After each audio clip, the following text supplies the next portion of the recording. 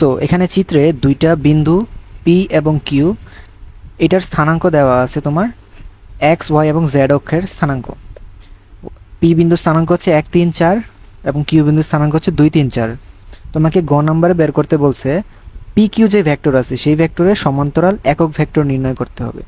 So আমরা জানি কোনো একটা ভেক্টরের সমান্তরাল যদি একক ভেক্টর বের করতে হয় তাহলে প্রথমত আমাকে ওই মূল ভেক্টরটাকে বের করতে হবে। দ্যাট মিন্স পি কিউর সমান্তরাল ভেক্টর বের করার আগে আমাকে আগে পি কিউ ভেক্টরটাই বের করতে হবে। এখন পি কিউ ভেক্টরটা যদি বের করি সেটা কীভাবে বের করব, কারণ এখানে তো পি কিউ ভেক্টর দেওয়া নাই।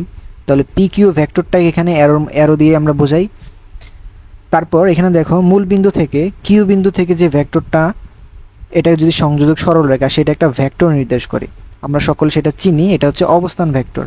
তাহলে এখানে তোমার উ কিউ অবস্থান ভেক্টর এবং উ বিন্দু থেকে পি বিন্দু পর্যন্ত তোমার যে অবস্থান ভেক্টরটা সেটা হচ্ছে উপি অবস্থান ভেক্টর। তাহলে এখানে যে একটা ত্রিভুজ তৈরি হয়েছে তোমার এখানে ত্রিভুজ উ পি কিউ, এই ত্রিভুজ উ পি কিউ এ তুমি যদি ত্রিভুজের ভেক্টরের ত্রিভুজ রুল অ্যাপ্লাই করো তাহলে এখানে তুমি কি লিখতে পারো, এখানে তুমি লিখতে পারো উপি ভেক্টর প্লাস পি কিউ ভেক্টর, এটা তোমার উ কিউ ভেক্টরের সমান। তাহলে এখান থেকে তুমি পি কিউ ভেক্টরটা বের করতে পারো, উ কিউ ভেক্টর থেকে বাদ দিবা উপি ভেক্টরটা, উ পি ভেক্টর। তাহলে উ কিউ ভেক্টর উপি ভেক্টর এগুলো তো অবস্থান ভেক্টর আমরা জানি। সো অবস্থান ভেক্টর কিভাবে বের করি, ওই বিন্দুর যে স্থানাঙ্ক সেই স্থানাঙ্কগুলোর সাথে আমরা আই জে কে অ্যাড করার মাধ্যমে। তাহলে তুমি যদি উ কিউ ভেক্টর থেকে উপি ভেক্টর বিয়োগ দাও তার মানে তুমি সেই স্থানাঙ্কের এক্স ওয়াই জেড এর ভ্যালু থেকে কিউর ভ্যালু থেকে পি এর ভ্যালু বাদ দিবা। তাহলে এক্স এক্সিসের যেই ভ্যালুগুলো সেগুলো যদি বাদ দাও তাহলে 2 - 1, তাহলে শুধু আই ক্যাপ থাকবে এখানে। তারপরে 3 থেকে 3 বাদ দিলে 0, 4 থেকে 4 বাদ দিলে 0। তার মানে তোমার যে পি কিউ ভেক্টরটা সেটা শুধুমাত্র কি আই ক্যাপ। তাহলে পি কিউ ভেক্টর যদি আই ক্যাপ হয় তাহলে পি কিউ ভেক্টরের দিকে তোমার একটা সমান্তরাল একক ভেক্টর বের করতে হবে, যে কোনো একক ভেক্টর বের করতে হবে। তাহলে প্রথমত এটা করার দুইটা ওয়ে আছে। একটা হচ্ছে তুমি পি ভেক্টরের দিকে অন্য একটা একক ভেক্টর নিয়ে আসো, অন্য যে কোনো একটা ভেক্টর। এখন পি ভেক্টরটা তো দেখতেছো যে এটা হচ্ছে আই ক্যাপ। এখন তুমি যে কোনো র্যান্ডম ভেক্টর, ধরো আমি লিখলাম আর ভেক্টর, এটাকে তুমি পি কিউর দিকেই রাখতে পারো। কীরকমভাবে, ধরো তুমি 3i লিখলা, তাহলে তোমার কি আর যে ভেক্টর এবং পি কিউ যে ভেক্টর সেটা কি একই ডিরেকশনে থাকবে না? ধরো আই ভেক্টর মানে আই ক্যাপ মানে কি, আই ক্যাপ মানে হচ্ছে তোমার এক্স অক্ষ বরাবর হচ্ছে তোমার ভেক্টরটা। এখন 3i মানে কি, 3i মানে হচ্ছে তোমার যে আই ভেক্টরের মান সেটা আগের চেয়ে অনেক বড় হয়ে গেছে, অর্থাৎ ট্রিপল হয়ে গেছে। সো আগে ছিল আই ক্যাপ, এখন ছিল 3i ক্যাপ। এখন তুমি যদি কোনো একটা ভেক্টরের সাথে স্কেলার গুণ করো তাহলে কিন্তু সেই ভেক্টরটার যে ডিরেকশন সেই ডিরেকশনটা আগের মতোই থাকবে, শুধুমাত্র মানে ছোট বড় হবে। তার মানে তোমার পি কিউ ভেক্টরের সমান্তরাল যে কোনো ভেক্টর পাওয়ার জন্যে তোমাকে ওই পি কিউ যে মূল ভেক্টরটা আছে সেটার সাথে একটা স্কেলার রাশি গুণ দিতে হবে। এখন সেই স্কেলার রাশি গুণ দিয়ে সেটার একক ভেক্টর বের করবা। বাট আমাদের এখানে সেইটা করতে হবে না, কারণ অলরেডি তোমার পি কিউ ভেক্টরটার দিকে সমান্তরাল ভেক্টর কি পি কিউ নিজেই না। ধরো পি কিউ যে ডিরেকশনে আছে, ধরো এই ডিরেকশনে এই রেখা বরাবর পি কিউ আছে, তাহলে এই রেখা বরাবর তোমাকে একটা একক ভেক্টর বের করতে হবে। তাহলে এই রেখা বরাবর প্রথমে আমাকে একটা ভেক্টর খুঁজতে হবে। তাহলে সেই ভেক্টরটা তো অলরেডি পি কিউ এক্সিস্ট করতেছি, তাহলে আমরা এখানে একক ভেক্টর হিসেবে পি কিউ ভেক্টরেরই একক ভেক্টর বের করে দেব, যে পি কিউ ভেক্টর হচ্ছে উপরে এবং নিচে হচ্ছে পি কিউ ভেক্টরের মান। তাহলে উপরে হচ্ছে আই ক্যাপ এবং আই ক্যাপের মান কত, আমরা জানি একক ভেক্টরের মান হয় 1 একক। তাহলে গতে তোমার যে একক ভেক্টরটা পাবা সেটা হচ্ছে আই ক্যাপ। আচ্ছা, ঘ নাম্বার কি বলছে তোমাকে, উদ্দীপকের আলোকে অ্যাঙ্গেল পি ও কিউ এবং অ্যাঙ্গেল ও পি কিউ এর মান সমান কিনা সেটা যাচাই করো। সো একটু চিত্রটার দিকে একটু তাকাও, যে তুমি যদি পি ও কিউ এই অ্যাঙ্গেলটা বের করতে চাও প্রথমে, সেটা একটু খেয়াল করো কোন কোন ভেক্টরের মধ্যেকার কোণ। পি ও কিউ হচ্ছে তোমার উপি ভেক্টর এবং উ কিউ ভেক্টরের যে মধ্যেকার কোণ সেটা। তাহলে আমি যদি এটা চিত্র আঁকি একটু, সেটা হচ্ছে অনেকটা এরকম, যে ঘ নাম্বার, ধরো এটা হচ্ছে আমার উ বিন্দু, এটা হচ্ছে পি বিন্দু, আর এটা হচ্ছে কিউ বিন্দু। তাহলে আমার উপি ভেক্টর এবং উ কিউ ভেক্টরের মধ্যেকার কোণ বের করতে হবে। সো এখানে তো আমরা উপি ভেক্টরটা একটু আগে বের করছিলাম তাদের স্থানাঙ্ক থেকে, যে তোমার পি বিন্দুর স্থানাঙ্ক হচ্ছে 1 3 4। তাহলে উপি ভেক্টরটা হচ্ছে i + 3j প্লাস 4k এবং উকিউ ভেক্টরটা হচ্ছে তোমার 2 3 4। সো 2 3 4 মানে 2i plus 3j plus 4k। So উপি এবং ওকিউ ভেক্টরের মধ্যকার কোণ এখন বের করতে যদি হয়, আমরা জানি দুইটা ভেক্টরের মধ্যকার কোণ বের করার প্রসেস হচ্ছে ডট গুণন করা। তাহলে আমরা যদি ডট গুণন করি তাহলে আমরা এখানে লিখতে পারি উপি ওকিউ কস থিটা। তার মানে আমাদের উপি ভেক্টর এবং ওকিউ ভেক্টরের মান সহ প্রয়োজন। তাহলে উপি ভেক্টর যদি মান বের করো সেটা হবে √26, ওকিউ ভেক্টরের যদি মান বের করো সেটা হবে তোমার √29। তাহলে এখানে আমাদের θ1 যদি বের করতে হয় সে θ1 হবে cos ইনভার্স, উপরে হচ্ছে দুইটা ভেক্টরের ডট প্রোডাক্ট। এখন ডট প্রোডাক্ট করলে কি হয়, i এর সহগের সাথে i এর সহগ, j এর সহগের সাথে j এর সহগ এবং k এর সহগের সাথে k এর সহগের গুণফলের যোগফল তোমাকে উপরে নিতে হবে। দ্যাট ইজ 2 একে 2, 3 × 9 এবং 4 × 16 এবং নিচে হবে √26 ইন্টু √29। তাহলে তোমার θ1 এর যে ভ্যালু হবে সেটা দেখবে অ্যারাউন্ড 10.49 ডিগ্রি হবে θ1। সো θ1 এর মান হচ্ছে এটা। তারপর অন্য একটা পার্টে আমাকে বলছে আরেকটা কোণের মান বের করো, অ্যাঙ্গেল UPQ। সো খেয়াল করো অ্যাঙ্গেল UPQ তোমার চিত্রের ভিতরে কোথায় আছে। এই যে কোণটা, এই কোণটা হচ্ছে আমাদের অ্যাঙ্গেল UPQ। এখন এই পয়েন্টের আশেপাশে বা এই যে অ্যাঙ্গেলের আশেপাশে যে দুইটা সন্নিহিত বাহু আছে সেই সন্নিহিত বাহুগুলো যদি আমি ভেক্টর ফরম্যাটে যদি একটু দেখানোর চেষ্টা করি তোমাদের, জিনিসটা হচ্ছে অনেকটা এরকম। ধরো এটা হচ্ছে আমাদের ও বিন্দু, এটা হচ্ছে পি বিন্দু এবং এটা হচ্ছে তোমার, এটা ছিল কি কিউ বিন্দু। তাহলে UPQ মানে হচ্ছে তোমার কি এই অ্যাঙ্গেলটা না, অর্থাৎ এটাকেই তো θ2 আমরা ধরছিলাম। তাহলে এই θ2 যদি বের করতে হয় তাহলে আমরা কি একটু আগে যেরকমভাবে ম্যাথ করছি সেরকমভাবে করলে হবে না? হবে, কিন্তু এখানে একটা সমস্যা আছে। কি সমস্যা? তুমি একটু আগে যে ম্যাথটা করছো সেখানে তুমি ডট গুণনের সূত্র অ্যাপ্লাই করছো বা ডট গুণনের কনসেপ্ট ইউজ করছো। এখন ডট গুণনের সূত্রের ভিতরে তুমি যদি উপি ভেক্টর ডট উকিউ ভেক্টর করো তাহলে তুমি এই উপি ভেক্টর এবং উকিউ ভেক্টর সেই দুইটা ভেক্টরের মধ্যকার কোণ যে θ1 সেই θ1টাই কিন্তু এখানে পাইছো, অর্থাৎ উপি ভেক্টর উকিউ ভেক্টরের মধ্যকার কোণ পাইছো। এবং এই দুইটা ভেক্টরের পাদবিন্দু যদি খেয়াল করো সেটা কিন্তু একই বিন্দুতে, এটা ছিল উপি, এটাও ছিল আমাদের কি উকিউ। সো দুইটা ভেক্টরে যখন পাদবিন্দু একই বিন্দুতে মিলিত হয় তখনই তাদের মধ্যকার কোণ θ1 আমরা ধরতে পারি এবং সেই কোণটাই আমাদের যে ডট গুণনের ইকুয়েশন থাকে সেটার ভিতরে আসে। তাহলে এখানে খেয়াল করো, এখানে যদি তুমি অ্যাঙ্গেল UPQ যদি বের করতে চাও, অ্যাঙ্গেল UPQ যদি বের করতে চাও তাহলে এটা কি বের করা যাবে? যাবে কিন্তু না, কারণ এখানে যদি তুমি ভেক্টর ইউজ করো সেই ভেক্টর দিয়ে তোমার θ2 বের হয়ে যাবে না। তাহলে আমাদের কি করতে হবে বের করার জন্য? পায়ে পা মেলাইতে হবে, অর্থাৎ পাদবিন্দুর সাথে পাদবিন্দু মিলাইতে হবে। তাহলে এটা কিভাবে করা যায়? দুইভাবে করা যায়। একটা হচ্ছে তুমি এই ভেক্টরটাকে একটু সামনের দিকে ঠেলে নিয়ে আসো, তাহলে পি বিন্দুটা চলে যাবে এখানে, ও বিন্দুটা চলে আসবে এই পজিশনে।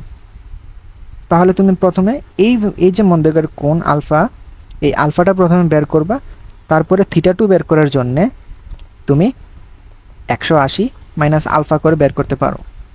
এটা গেল একটা প্রসেস। এখানে আরেকটা প্রসেস আছে, সেটা হচ্ছে তুমি এখানে কোনো কিছুই করলা না, এটাকে তুমি ওই দিকে ঠেলেও নিলা না, তুমি কি করলা? পায়ে পা মিলাইতে হবে। এই কারণে তোমার এই যে ভেক্টরের যে ডিরেকশনটা ছিল এখানে, এই ডিরেকশনে, এই ভেক্টরের ডিরেকশনটা তুমি চেঞ্জ করে নিচের দিকে নিয়ে আসতে চাও। এবং এখন একটা ভেক্টরের ডিরেকশন কমপ্লিটলি অপোজিট ডিরেকশনে আসে কি করলে? আমরা জানি একটা ভেক্টরকে অপোজিট ডিরেকশন নিয়ে নেওয়া মানে ওই ভেক্টরের সামনে একটা নেগেটিভ সাইন দেওয়া। অর্থাৎ আমাদের উপি ভেক্টর যেটা ছিল সেটা তো আমরা একটু আগে লিখছিলাম যে 2 3 4 ছিল, এটা হ্যাঁ 2i plus 3j plus 4k।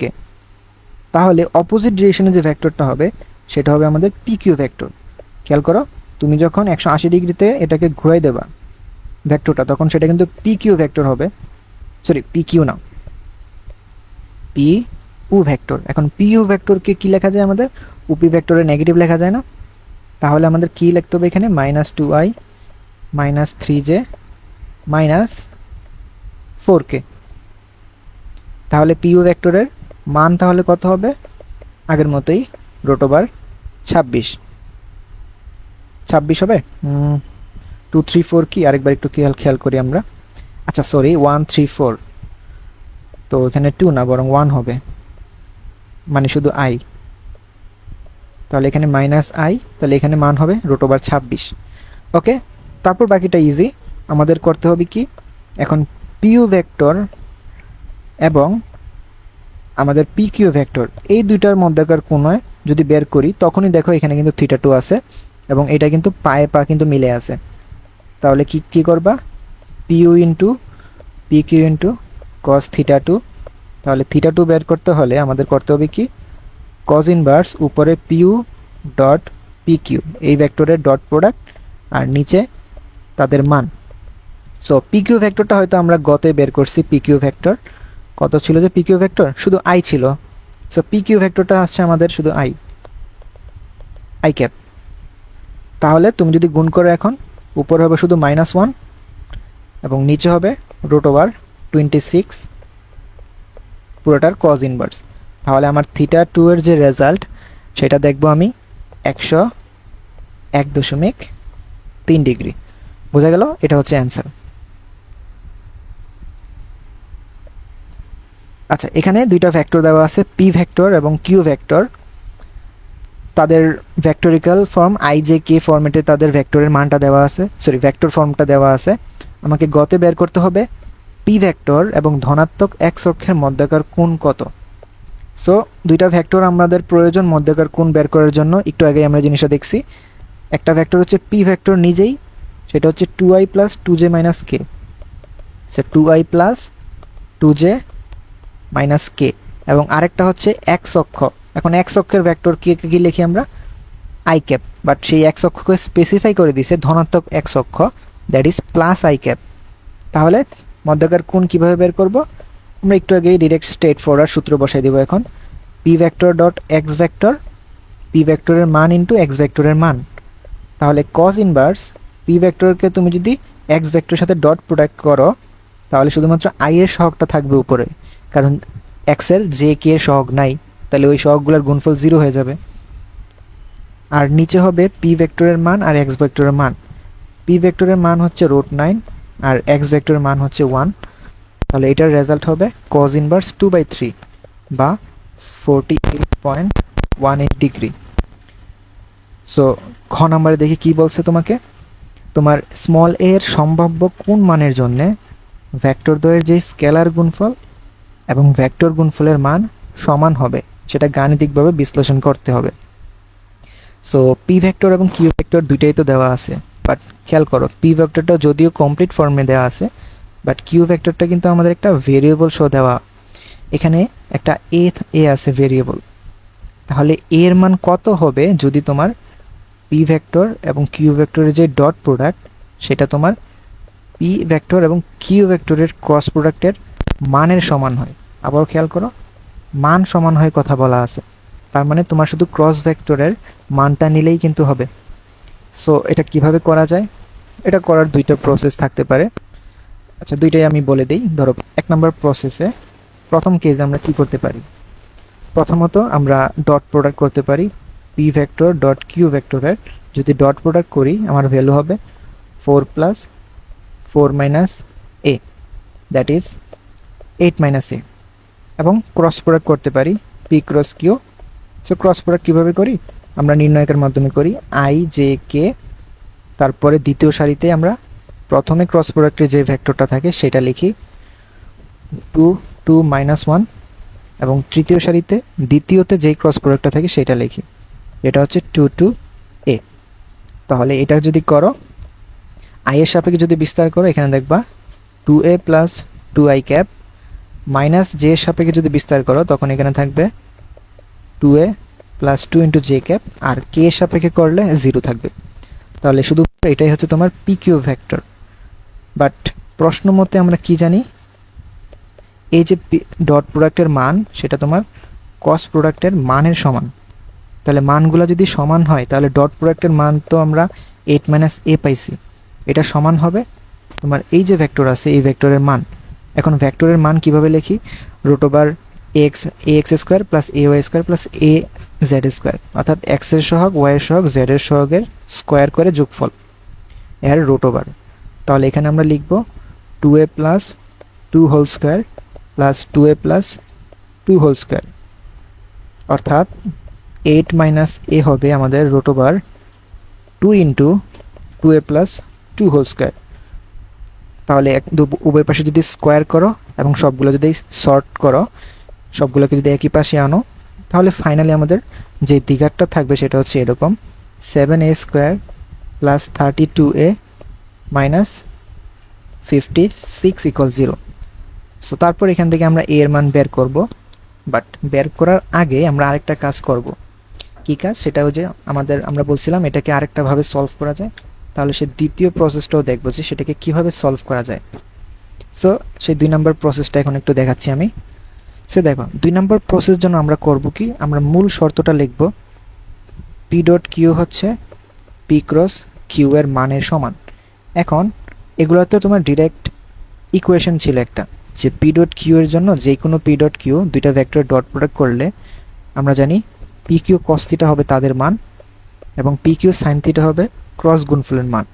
খেয়াল করো পি ভেক্টর কিউ ভেক্টর দুইটা তো সেম, তাহলে এগুলো কি উভয় পাশ থেকে কাটা যাবে না? তাহলে থাকে কি, থাকবে হচ্ছে তোমার tan theta is equals two 1, কস থিটাকে যদি ওই পাশে নিয়ে যাও সাইন থিটার নিচে, তাহলে এই পাশে শুধু 1 থাকবে, অর্থাৎ থিটার মান তোমার কত ডিগ্রি হইল? π/4 না? এটা আমাকে কি ইন্ডিকেট করতেছে? আমার যে পি ভেক্টরটা ছিল এবং আমার যে কিউ ভেক্টরটা ছিল সেটার মধ্যকার কোণের মান হচ্ছে π/4। এখন মধ্যকার কোণের জন্য আমরা ইকুয়েশন শিখছিলাম না একটু আগে, থিটা হচ্ছে cos inverse P dot Q আর নিচে হচ্ছে পি ভেক্টরের মান কিউ ভেক্টরের মান। তাহলে সেটাই যদি আমরা এখানে বসাই, পি ডট কিউ যদি করি উপরে হবে 4 প্লাস 4 মাইনাস এ এবং নিচে হবে পি এর মান 3 এবং কিউ এর মান হচ্ছে রুট ওভার 8 প্লাস এ স্কোয়ার। ঠিক আছে, সো দুইটা রুট ওভার লিখলাম আমরা। তো তারপর আমরা একটা কাজ করি, উভয় পাশে কজ নেই, তাহলে এক পাশে থাকবে কস থিটা, যেই থিটার মান একটু আগে আমরা পাইলাম π/4, তাহলে কস π/4 এর মান কত? 1/√2। দ্যাট মিন্স 1/√2 হচ্ছে উপরে হচ্ছে 8 মাইনাস এ আর নিচে হচ্ছে 3 ইন্টু 8 প্লাস এ স্কোয়ার। এখন যদি উভয় পাশে স্কোয়ার করলে দেখবা তোমার ফাইনাল যে দ্বিঘাতটা আসবে সেটা এক্স্যাক্টলি আগেরটার মতোই। তাহলে যেই প্রসেসেই তুমি করো না কেন ফাইনালি তোমার রেজাল্ট কি একই আসবে। তাহলে এখান থেকে এর দুইটা ভ্যালু বের হবে, একটা হচ্ছে 1.35 আর একটা হচ্ছে -5.92, প্রায় এত এটার কাছাকাছি মান বের হবে আর কি। চিত্রে তোমার 2.5 কেজি ভরের 20 সেন্টিমিটার ব্যাসের একটা নিরেট সিলিন্ডার 120 রোটেশন পার মিনিট 120 আরপিএমে এর অক্ষের সাপেক্ষে আবর্তন করতেছে। তাহলে প্রথম চিত্রটা হচ্ছে একটা সিলিন্ডার, সো এটা হচ্ছে একটা সিলিন্ডার, এই সিলিন্ডারের রোটেশন পার মিনিট হচ্ছে 120 এবং দ্বিতীয়টা হচ্ছে একটা দণ্ড বা একটা স্টিক, এই স্টিক 100 আরপিএমে তোমার আবর্তন করতেছে, বাট এটার ভর কি একই, কারণ তুমি সিলিন্ডারটাকে গলাইয়া তুমি ওই স্টিকটাকে বানাইছো, তাহলে ভরের তো চেঞ্জ হবে না। এবং এটার দৈর্ঘ্য তুমি বানাইছো 250 সেন্টিমিটার। ওকে, তাহলে তোমাকে গ নাম্বারে বের করতে বলছে কি দণ্ডটির কৌণিক ভরবেগ নির্ণয় করো। সো দণ্ড হচ্ছে তোমার চিত্র 2। তাহলে কৌণিক ভরবেগের ইকুয়েশন আমরা জানি আই ইন্টু ওমেগা। তাহলে দণ্ডের জন্য আই এর ভ্যালু আমরা জানি, আই এর ইকুয়েশন কত হয়? দণ্ডের অক্ষ হচ্ছে আমাদের একেবারে প্রান্তে, সো প্রান্তে যখন অক্ষ থাকে সেটার জন্য equation 1/3 ml² into omega. So ওমেগার মান কত এখানে হবে? আমরা জানি omega equals to 2π n/t, that is 1/3 into small M, মানে বস্তুর ভর কত? 2.5 কেজি। এবং এল এর মান দেখো, তোমার যেই দণ্ডটা সেটার যেই দৈর্ঘ্য সেটা 250 সেন্টিমিটার, এটাকে মিটার নিলে 2.5 হোল স্কোয়ার হবে ইন্টু 2π ইন্টু ক্যাপিটাল এন মানে হচ্ছে তোমার এটা প্রতি মিনিটে কতবার ঘুরছে, বা তোমার এটার মোট রোটেশন কতবার? 100 বার। কত সময়ে? 1 মিনিটে। 1 মিনিট মানে 60 সেকেন্ড। তাহলে এটাই যদি ক্যালকুলেট করো তাহলে তোমার এখানে কৌণিক ভরবেগ বের হবে 54.54 KG metre square radian per second. Okay, so এটা হচ্ছে গ এর অ্যান্সার। ঘ নাম্বারে দেখি আমাকে কি চাইছে। ঘ নাম্বারে আমাকে জিজ্ঞেস করছে যে তোমার কোন বস্তুর ঘূর্ণন থামানো কঠিনতর হবে। সো এই দুইটা সিস্টেমই আমাদের কি একসাথে ঘুরতেছে, চিন্তা করো। দুইটা সিস্টেমে যেহেতু একসাথে ঘুরতেছে, এখন দুইটাকে আমি কি করতে চাই, থামাইতে চাই। এখন থামাইতে হইলে কোনটার অধিক কষ্টকর হবে সেটা আমরা কিভাবে বের করতে পারবো, যে কোনটার ক্ষেত্রে আমরা বেশি পরিমাণ কষ্ট করতে হবে, কোনটার ক্ষেত্রে কম পরিমাণ কষ্ট করতে হবে। সেটার জন্য আমাদের কিছু কন্ডিশন তো থাকা লাগবে, যে তুমি কষ্ট যে হইতেছে সেটার তুমি মেজারমেন্ট কিভাবে করবা। এমন কি হইতে পারে যে ধরো তুমি বস্তুটাকে ধরো 10 নিউটন ফোর্স দিলা, ফোর্স দিয়ে বসে আসো। সো 10 নিউটন ফোর্স দিয়ে বসে আসো, তাহলে কিছুক্ষণ পর এই প্রথম চিত্রটাও থামে যাবে, প্রথম সিস্টেমটাও থামবে, এবং কিছুক্ষণ পর দ্বিতীয় সিস্টেমটাই থামবে। বাট কতক্ষণ পরে থামবে সেটা কি তুমি জানো? না। অর্থাৎ কত সময় পর থামবে সেটা কিন্তু আমরা জানি না। এখন আমি বললাম 10 নিউটন বল প্রয়োগ করার ফলে একজনে থামলো 5 সেকেন্ডে, একজনে 5 সেকেন্ডে থামছে, আরেকজন হয়েছে 10 সেকেন্ডে থামছে। তাহলে কাকে থামাইতে আমাকে ইজি হয়েছে? অবশ্যই যেটা 5 সেকেন্ডে থামছে সেটা ইজি হয়েছে, যার জন্য 10 সেকেন্ডে থামানো লাগছে সেটা কষ্টকর হয়েছে। তার মানে আমাদের হয় ফোর্স ফিক্সড রাখতে হবে, অথবা আমি আরেকটা কাজ করতে পারি, টাইমকে ফিক্সড রেখে দিই, যে আমার টার্গেট হচ্ছে আমি 10 সেকেন্ডে থামাবো। সো 10 সেকেন্ডে থামাইতে হইলে আমার কোন সিস্টেমটাকে বেশি পরিমাণ ফোর্স দিতে হবে সেটাকে থামানো কি বেশি কষ্টকর। এখন 10 সেকেন্ডে থামাইতে যেটাকে তোমার কম ফোর্স দেওয়া লাগবে সেটা কম কষ্টকর হবে। অর্থাৎ আলটিমেটলি দুইটা প্রসেসেই করা যায়। তাহলে আমরা যাব 2 নাম্বার প্রসেসে, যে আমি টাইমকে ফিক্সড রাখবো। আমার একটা ফিক্সড টাইমে আমাকে কি পরিমাণ ফোর্স দিতে হবে যাতে খুব ইজিলি তারা থেমে যায়, কাকে কম পরিমাণ ফোর্স দিতে হবে সেটাই মান বের করবো আমরা। বাট এখানে আমরা ফোর্স হিসেবে আমাদের অ্যাঙ্গুলার যে ফোর্স আছে অর্থাৎ টর্ক যেটা, সেই টর্কের ভ্যালু ইউজ করব। সেটা করাটা খুব বেশি জাস্টিফাইড হবে। সো টর্ক যদি বের করতে হয় কি কি ইনফরমেশন আমরা লাগে, আমরা হয়তো টর্কের ইকুয়েশন জানি, যে আমরা জানি টর্ক হচ্ছে I into alpha. So torque বের করার জন্য আমার জড়তার ভ্রামক লাগে এবং কৌণিক যে ত্বরণ সেটা লাগে। এই ইনফরমেশন থেকে কোথা থেকে কি তুমি কৌণিক ত্বরণ বের করতে পারবা? কৌণিক ত্বরণ কিন্তু বের করা যাবে না, কারণ কৌণিক ত্বরণের জন্যে তোমার সময়ের মান প্রয়োজন। বাট এখানে কিন্তু কোনো জায়গায় সময় নাই। বাট সময় যেহেতু আমরা নিজেদের মতো ধরে নিছি, এই কারণে তো আমরা সময় ইউজ করতে পারবো না এখানে। তাহলে এখানে কি করা যাবে? এই ইকুয়েশন দেওয়া যেহেতু করা যাবে না, আমাদের হাতে আরেকটা উপায় আছে। সেটা হচ্ছে আমরা জানি ডিএল বাই ডিটি, কৌণিক ভরবেগের যে পরিবর্তনের হার, সেই জিনিসটাকে আমরা কি বলি? টর্ক বলতে পারি না? তাহলে এটাকে আমরা চাইলে ডেল্টা L1 বাই টি আকারে যদি আমরা লিখি, তাহলে টাউ 1 যদি বের করি, যে 1 নাম্বার যেই সিস্টেম আছে সেটার জন্য কৌণিক ভরবেগের কি পরিবর্তন হবে, সেটা কি হবে? L2 minus L1 divide by টি, এবং 2 নাম্বারের জন্যে তোমার কৌণিক ভরবেগের পরিবর্তন হবে L2 minus L1 by t. So এটা হচ্ছে প্রথমটার জন্যে, আর এটা হচ্ছে 2 নাম্বারটার জন্যে। এখন প্রশ্ন মতে আমি গরুর গতে আমরা গ নাম্বারে আমরা দণ্ডের যেই কৌণিক ভরবেগ সেটা কিন্তু বের করে ফেলছি, যে দণ্ডটা যে ঘুরতেছিল সে 54.54 কেজি মিটার পার সেকেন্ডে ঘুরতেছিল। সো L2-র মান আমরা জানি 54.54 মাইনাস শেষ কৌণিক ভরবেগ কত হবে চিন্তা করো তো। আমাদের টার্গেট কি? আমাদের টার্গেট হচ্ছে তাকে থামানো। তাহলে ওই থামার অবস্থায় তার কৌণিক ভরবেগ কত হবে? 0 হবে, ডিভাইডেড বাই টি। সো এখন আমাদের টার্গেট এই L2 বের করা প্রথম কেজের জন্যে। সো কৌণিক ভরবেগ বের করার জন্য আমাদের দরকার I2 এবং omega 2 divide by t. So I2 থেকে বের করব? আমরা জানি একটা সিলিন্ডার, এই সিলিন্ডারটাকে তুমি তার ব্যাসগামী যে অক্ষ আছে, সরি ব্যাসগামী না, তার কেন্দ্রগামী যে অক্ষ আছে, সেই কেন্দ্রগামী অক্ষের সাপেক্ষে যখন ঘোরাও তখন তার জড়তার ভ্রামক হয় ½ mr²। এবং এই সিলিন্ডারের যে প্রকৃতি সেটা বলা আছে তোমার একটা নিরেট সিলিন্ডার। সো নিরেট সিলিন্ডারের জন্য 1/2 mr², এবং তোমার যদি এটা ফাঁপা সিলিন্ডার হইতো তখন শুধু mr² হইতো। তাহলে এখানে তুমি লিখতে পারো 1/2 × mr² ইন্টু ওমেগা 2। সো ওমেগার ভ্যালু কীভাবে বের করি? 2πn ডিভাইডেড বাই টি এবং নিচে আরেকটা টি থাকবে, বাট দুইটা টি কিন্তু সেম না। এখানে টিটা হচ্ছে তোমার ওই ব্যাগের বের করার জন্য যেই টি, অর্থাৎ রোটেশন পার মিনিটের, এই 1 মিনিটের যে টি, 1 মিনিট অর্থাৎ 60 সেকেন্ডের টি। বাট নিচের টিটা হচ্ছে আমি ওই সিস্টেমটাকে থামাইতে যে সময় লাগবে সেই টি। ঠিক আছে, তাহলে দুইটা কিন্তু ভিন্ন ভিন্ন রেজাল্ট।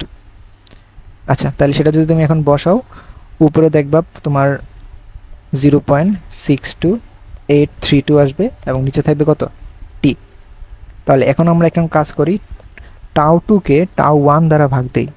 সো 2 নম্বরের ক্ষেত্রে যেটা আমাদের এটা 1 নম্বরের সাথে যদি ভাগ দেই, তাহলে টি প্রথমত কাটাকাটি চলে যাবে, যেহেতু আমরা একই সময়ে বিবেচনা করতেছি। তাহলে কাটাকাটি করলে আমাদের ভাগফল হবে 86.8। দ্যাট মিনস আমার যে টাউ টুটা সেটা 86.8 ইন্টু টাউ 1। তার মানে ক্লিয়ারলি দেখতেই পাইতেছি আমাদের এখানে টাউ টুটা গ্রেটার দেন টাউ 1, অর্থাৎ আমার যে দ্বিতীয় সিস্টেমটা, সেই দ্বিতীয় সিস্টেমটাকে আমাকে বেশি পরিমাণ টর্ক প্রয়োগ করতে হবে থামানোর জন্যে। তাহলে সেটাকে থামানো কি বেশি কষ্টকর হবে। 50 গ্রাম ভরের একটা বলকে তুমি 10 মিটার উচ্চতা হতে প্রথম ক্ষেত্রে ছেড়ে দিছ এবং দ্বিতীয় ক্ষেত্রে 15 মিটার পার সেকেন্ড বেগে খাড়া নিচের দিকে তুমি নিক্ষেপ করছো। তাহলে প্রথম ক্ষেত্রে বলটা মাটিতে আঘাত করে 5 মিটার উচ্চতায় উঠছে আবার, অর্থাৎ এটা রিবাউন্ড আর কি। সো রিবাউন্ড খেয়ে 5 মিটার উপরে উঠছে এবং দ্বিতীয় ক্ষেত্রে 8 মিটার উচ্চতায় উঠছে। সো যখন তুমি তাকে ছড়ে মারছো একটা ভেলোসিটিতে, তখন সে বেশি উচ্চতায় উঠছে। এবং এই জিনিসটা তো প্র্যাকটিক্যালি ঘটে। তুমি যদি একটা বস্তুকে শুধুমাত্র ছেড়ে দাও, সেটা যতটুকু উচ্চতায় উঠবে ভূমিতে আঘাত করার পরে, এবং একটাকে যদি তুমি উপর থেকে খুব জোরে নিচের দিকে ছড়ে মারো, সেটা আরও বেশি উচ্চতায় উঠবে ভূমিতে আঘাত করার পর। সো আমাকে গণনা বের করতে বলছে দ্বিতীয় ক্ষেত্রে বলটি কত ভরবেগে ভূমিতে আঘাত করবে। তার মানে ভরবেগ বের করতে হবে দ্বিতীয় ক্ষেত্রে। সো ভরবেগ বের করার জন্য কি কি ভ্যালু লাগে? আমরা জানি ভরবেগের ইকুয়েশনের জন্য ভর লাগে এবং বেগ লাগে। তার মানে আমার দ্বিতীয় ক্ষেত্রে বস্তুটার ভর এবং বেগ, এই দুইটাকে ইনফরমেশন আমাদের জানা আছে। শুধুমাত্র একটা ইনফরমেশন জানা আছে, সেটা কিসের মান? ভরের মান জানা আছে, বাট ভেলোসিটির মান কত সেটা আমাদের জানা নাই। তাহলে আমরা সেই ভেলোসিটির মানটাই বের করব। বাট কিভাবে বের করব? আমাকে কি কোনো টাইম দিছে যে কত সময় পর সে ভূমিতে আঘাত করছে? এরকম কিছু বলা নাই। আমাকে শুধু বলে দিছে 10 মিটার উচ্চতা হতে তুমি তাকে 15 মিটার পার সেকেন্ড বেগে ছড়ে মারছো। আমাদের যদি শুধুমাত্র ফেলে দেওয়া বস্তু হইতো, ঠিক আছে, ধর একটা বস্তুকে ফেলে দিছো 10 মিটার হাইট নিচে নামতে, কি পরিমাণ সময় লাগবে সেটা তুমি ইজিলি বের করতে পারবা। 2u/g, এই ইকুয়েশন দিয়ে তুমি শুধুমাত্র u/g কি পরিমাণ সময় লাগবে নিচে পড়তে, u/g দিলে বের হয়ে যাবে। কারণ সেখানে কার্যরত যে ত্বরণটা, সেই ত্বরণটা তুমি জানো অভিকর্ষ ত্বরণ হবে। কিন্তু একটা বস্তুকে যদি উপর থেকে নিক্ষেপ করো অন্য একটা ভেলোসিটিতে, যেমন আমাদের এখানে যে ঘটনাটা ঘটলো, যে m ভরের বস্তুটাকে আমি ভূমিতে নিক্ষেপ করছি, বাট নিক্ষেপ করার সময় তাকে আমি 15 মিটার পার সেকেন্ড বেগে আদি বেগে নিক্ষেপ করছি। তাহলে সে ভূমিতে যখন আঘাত করবে, এই পুরা রাস্তা জুড়ে 10 মিটার যে হাইট কাভার করছে, সেই 10 মিটার হাইট জুড়ে তার ভিতরে কিন্তু জি ত্বরণ কাজ করে নাই। জি ত্বরণে কাজ করলে তার বেগ প্রতি মিনিটে 9 মিটার পার সেকেন্ড করে বাড়তো। বাট এখানে তুমি বাইরে থেকে একটা ফোর্স দিয়ে 15 মিটার পার সেকেন্ড বেগে দিতেছো। তাহলে এখানে কিন্তু তোমার যে ত্বরণ, সেই ত্বরণ ডাজেন ইকুয়ালস 9.8 অথবা জি ইউজ করতে পারবা না যদি তুমি একটা বস্তু উপর থেকে নিক্ষেপ করো একটা ভেলোসিটি দিয়ে। মুক্তভাবে পড়ন্ত বস্তুর ক্ষেত্রে ইউজ করতে পারবা, বাট এই ক্ষেত্রে করতে পারবা না। তাহলে উপায় কি? কিভাবে আমরা বের করবো ভেলোসিটি? এটা বের করার একটা উপায় আছে, সেটা হচ্ছে তুমি এখানে যেই ভেলোসিটি দিয়ে নিক্ষেপ করো না কেন, তোমার কিন্তু এখানে টোটাল শক্তি কিন্তু কনজার্ভ থাকবে। That is total energy conservation. তো টোটাল এনার্জি কনজারভেশন ইকুয়েশন যদি আমরা ইউজ করি, যে 1 নম্বর পজিশনের টোটাল শক্তি 2 নম্বর পজিশনের টোটাল শক্তি সমান হবে, তাহলে 1 নম্বর পজিশন মানে সর্বোচ্চ উচ্চতায়। এখন আমরা জানি সর্বোচ্চ উচ্চতায় বস্তুর ভর ইন্টু 9.8 ইন্টু উচ্চতা প্লাস বস্তুর গতিশক্তি, এটা হচ্ছে বিভব শক্তি এবং গতিশক্তি বসাতে হবে। সর্বোচ্চ উচ্চতায় বস্তুর কিন্তু গতিশক্তি আছে এখানে 1/2 ইন্টু m ইন্টু 15 স্কোয়ার। এখন যখন ভূমিতে আঘাত করবে ওই মুহূর্তে তার বিভব শক্তি কত? সেই বিভব শক্তি কিন্তু 0, কারণ ওই মুহূর্তে তোমার সরণ 0, h এর মান 0। বাট গতিশক্তি আছে না? হ্যাঁ, গতিশক্তি কিন্তু এখানে একটা আছে। তাহলে এই ভ্যালুটা বাদ, তাহলে উভয় পাশ থেকে দেখো স্মল এম কিন্তু কাটা যায়, তাহলে স্মল এম কাটা করলে এখান থেকে আমরা ইজিলি ভি এর মানটা বের করে ফেলতে পারবো। সেই ভি এর ভ্যালু হবে আমাদের 20.51 মিটার পার সেকেন্ড। তাহলে ভেলোসিটির মান বের হইলে আমাদের গতিশক্তিতে এখন আমাদের ভরবেগ বের করা তো এখন আমাদের কাছে কিছুই না, শুধুমাত্র গুণ দিব ভরের মান দিয়ে। আর ভরের মান কত বলা আছে আমাকে প্রশ্নে, এই বস্তুটা হচ্ছে 50 গ্রাম ভরের, 50 গ্রাম ভর মানে 0.05 কিলোগ্রাম। তাহলে দুইটাকে যদি গুণ করো 1.0226 কেজি মিটার পার সেকেন্ড ভরবেগের মান। তারপর ঘ নাম্বারে দেখি কি জিজ্ঞেস করছে আমাকে, কোন ক্ষেত্রে বলটি ভূমিতে আঘাত করার সময় অধিক শক্তি হারাবে। সো খুবই ইন্টারেস্টিং একটা কোয়েশ্চেন, যে কোন ক্ষেত্রে তুমি অধিক শক্তি ভূমিতে হারাবে। এখানে শক্তি কেন হারাবে সেই জিনিসটা একটু চিন্তা করো। এখানে যদি শক্তি না হারাইতো, উপর 10 মিটার উচ্চতা থেকে তুমি যদি একটা বস্তুকে ফেলতা নিচে, সে যদি কোনো শক্তি না হারাইতো তাহলে সে কি উপরে আবার 10 মিটার উঠে যাওয়ার কথা না? তাহলে এই সিস্টেমটা কমপ্লিটলি কি হইতো, তোমার ইলাস্টিক সিস্টেম হইতো। ঠিক আছে, সো ইলাস্টিক সিস্টেমে কি হয়, আমাদের ইলাস্টিক সিস্টেমে কিন্তু আমাদের গতিশক্তি সংরক্ষণশীল থাকে। মনে আছে আমরা যখন সংঘর্ষ পড়ছিলাম তখন ইলাস্টিক সংঘর্ষ, নন ইলাস্টিক সংঘর্ষের ক্ষেত্রে আমরা পড়ছিলাম গতিশক্তি সংরক্ষণ থাকে ইলাস্টিক সংঘর্ষে। যেহেতু এখানে ইলাস্টিক সংঘর্ষ না, অর্থাৎ ইলাস্টিক সংঘর্ষ হইলে যেই হাইট থেকে ফেলছো সেই হাইটেই উঠে যাবে, বাট যেহেতু ইলাস্টিক সংঘর্ষ না, তাহলে অবশ্যই তোমার এখানে কি শক্তি হ্রাস পাবে। তাহলে সেই শক্তির মানটাই তোমাকে বের করতে বলছে, এবং সেটাই আমরা এখন দেখবো যে কীভাবে শক্তির মানটা খুব সহজে আমরা বের করতে পারি। তাহলে আমাদের দুইটা কেস আছে, দুইটা ক্ষেত্র আমরা প্রথম আলোচনা করি। প্রথম ক্ষেত্রটা হচ্ছে, চিত্রটা একটু বোঝার চেষ্টা করো। একটা বস্তু, সেটাকে আমি 10 মিটার উচ্চতা থেকে ফেলে দিছি, বাট প্রথম ক্ষেত্রে তার যে আদিবেগ ছিল সেই আদিবেগ হচ্ছে 0 মিটার পার সেকেন্ড, অর্থাৎ শুধুমাত্র মুক্তভাবে ছেড়ে দিছি, এবং সে নিচে রিবাউন্ড হয়ে নিচে ভূমিতে আঘাত করে সে কতটুকু উচ্চতায় উঠছে আমাকে বলে দিছে। সে রিবাউন্ড করে উপরে দেখি কতটুকু উচ্চতায় উঠছে। প্রথম ক্ষেত্রে 5 মিটার উচ্চতায় উঠছে, তাহলে এই হাইটটা হচ্ছে তোমার 5 মিটার হাইট। ওকে, তাহলে সে এখানে পৌঁছায় গেছে, বস্তুর ভর হচ্ছে m। সো এখন আমাকে বের করতে হবে যে সে যখন ভূমিতে আঘাত করছে সেই আঘাতের মুহূর্তে শক্তি কতটুকু অপচয় হয়েছে। তাহলে আঘাতের মুহূর্তটা কি, আঘাতের মুহূর্তটা হচ্ছে আমাদের সংঘর্ষের মুহূর্ত না? তাহলে আমাদের সংঘর্ষের মুহূর্ত হচ্ছে যেখান সে আঘাত করবে। তাহলে সেই সংঘর্ষের পূর্বে এবং পরে মোট শক্তি যদি আমরা বের করতে পারি, তখনই তো আমরা বের করে ফেলতে পারবো না যে কী পরিমাণ শক্তি হারাইছে। সো সংঘর্ষের পূর্বে মানে আঘাতের ঠিক পূর্ব মুহূর্তে বস্তুর ভিতরে কী পরিমাণ শক্তি ছিল, সে টোটাল শক্তি 1 ইজ ইকুয়ালস টু আঘাতের পরে যে শক্তি হবে টোটাল শক্তি সেটা। সো এটা কিভাবে বের করব আমরা, খেয়াল করো, আঘাত যখন করতেছে তখন বস্তুটা ভি ভেলোসিটিতে এটা আঘাত করবে। এখন আমরা জানি মুক্তভাবে ছেড়ে দেওয়া বস্তুর ভিতরে তুমি বস্তুটাকে যেই ভেলোসিটিতে আঘাত করুক না কেন, এখানে যেই শক্তিটা হবে সেখানে শুধুমাত্র তার গতি শক্তিটাই কন্ট্রিবিউট করবে, কারণ এই পজিশনে তার কোনো বিভব শক্তি নাই। এবং এই পুরো সিস্টেমে সম্পূর্ণ পথ জুড়ে তোমার যেই শক্তির যে সংরক্ষণশীলতা সেটা মেনে চলবে। শক্তি সংরক্ষণশীলতা মেনে চলার মানে কি, শক্তি সংরক্ষণ মেনে চলার মানে হচ্ছে এই পজিশনের যে টোটাল শক্তি 2 নম্বর পজিশন, সেটা তোমার এই 1 নম্বর পজিশনের টোটাল শক্তি সমান হবে। তাহলে তোমার দরকার 2 নম্বর পজিশনের টোটাল শক্তি, সেটা হবে তোমার কি 2 নম্বর পজিশনের শুধুমাত্র গতিশক্তিটাই, সেটা আবার তোমার 1 নম্বর পজিশনের বিভব শক্তির সমান। আশা করি এই লাইনটা বুঝতে পারছো কি বলছি। আচ্ছা, তাহলে 1 নম্বর পজিশনের বিভব শক্তি কত হবে, mg ইন্টু এইচ। আর কি কোনো শক্তি আছে 1 নম্বর পজিশনে? না। তাহলে 1 নম্বর পজিশনে টোটাল যেই শক্তি থাকবে তোমার 2 নম্বর পজিশনে টোটাল সেই শক্তিই তো থাকবে। সো এটা হলো আমাদের এখানের মান, এবং এটা সমান হবে কি, সংঘর্ষের পরবর্তীতে যেই লাস্ট ফাইনাল যে স্টেট, এই যে এই স্টেটে তার টোটাল শক্তি কত। এবং এই স্টেটে আমরা প্রশ্নে বলেই দিছে যে তোমাকে যখন বস্তুটা 5 মিটার উপরে উঠবে, সে 5 মিটার উচ্চতায় উঠে সে থেমে যায়, মানে ওই পজিশনে তার বস্তুর যে ভেলোসিটি সেটা 0 হয়ে যায়। তাহলে ওই পজিশনের যে বিভব শক্তি, তাহলে সেটাও তোমার কি হবে, আচ্ছা সমান তো হবে না, আমরা এখানে যে সমান লিখতেছি সমান তো হবে না, আলাদা আলাদা বের করতে হবে দুইটার মান। তাহলে ওই পজিশনে যে তোমার টোটাল শক্তি সেটা কত হবে, mg ইন্টু ওইখানের হাইট কত 5, তাহলে শক্তির পরিবর্তন হয়েছে কতটুকু, সেটাই তোমার কি ক্ষয় হওয়া শক্তিটা না? তাহলে ক্লিয়ারলি বুঝতে পারতেছো তোমার ET1 E2 এর চেয়ে বড়। তাহলে mg into 10 minus mg into 5। তাহলে 1 নম্বর কেসে তোমার যে গতিশক্তির পরিবর্তন বা শক্তির পরিবর্তন সেটা হচ্ছে 2.45 জুল। তাহলে 1 নম্বর কেসে আমার 2.45 জুলের শক্তি হারাইছি। এখন আমাকে বের করতে হবে 2 নম্বর পজিশনে যখন সে ভূমি থেকে 8 মিটার উচ্চতায় উঠে যাবে।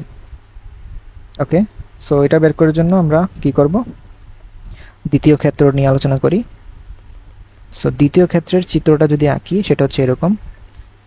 আমি 10 মিটার উচ্চতা থেকে বস্তুটাকে ফেলছি নিচে, বাট ফেলার মুহূর্তে আমার আদিবেগ ছিল 15 মিটার পার সেকেন্ড, এবং যখন সে ভূমিতে আঘাত করবে তখন সে আঘাত করার পরে ভূমি থেকে কত মিটার উচ্চতায় উঠে যাবে, 8 মিটার উচ্চতায়। সো এটা হচ্ছে 8 মিটার হাইট, এখানে বস্তুটা পৌঁছাই গেছে। এখন বস্তুর ভর হচ্ছে m। ঠিক সিমিলারলি আগের মতোই সংঘর্ষের মুহূর্তটা এখন আমরা ডিসাইড করব, যখন সে ভূমিতে টাচ করবে তখনই সংঘর্ষ হবে।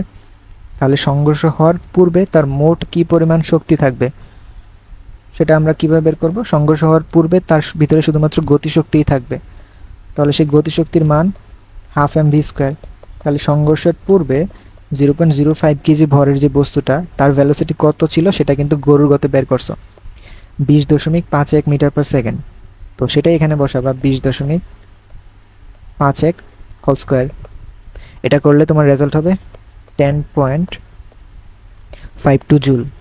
তাহলে সংঘর্ষের পূর্বে এত গতিশক্তি, এখন সংঘর্ষের পরে আমাদের টোটাল, আচ্ছা এই যে শক্তিটা এখানে আমরা এটাকে চাইলে টোটাল শক্তি লিখতে পারি ET1, কারণ এখানে তার কোনো শক্তি নাই, গতিশক্তি শুধু আছে, বিভব শক্তি তো নাই। তাহলে সংঘর্ষের পরে টোটাল শক্তি কত হবে, এটা প্রথম ক্ষেত্রের মতোই তোমার এখানে বস্তুটা উঠে থেমে যাবে, তাহলে ওই অবস্থানে তোমার মোট শক্তি হবে mg into 8, that is 0.05 into 9.8 into 8। তাহলে তুমি যদি এখন ডেল্টা ই বের করতে চাও, ডেল্টা ই অফ 1 ছিল 1 নম্বর কেস, ডেল্টা E2 সেটা হবে ET1 মাইনাস ET2।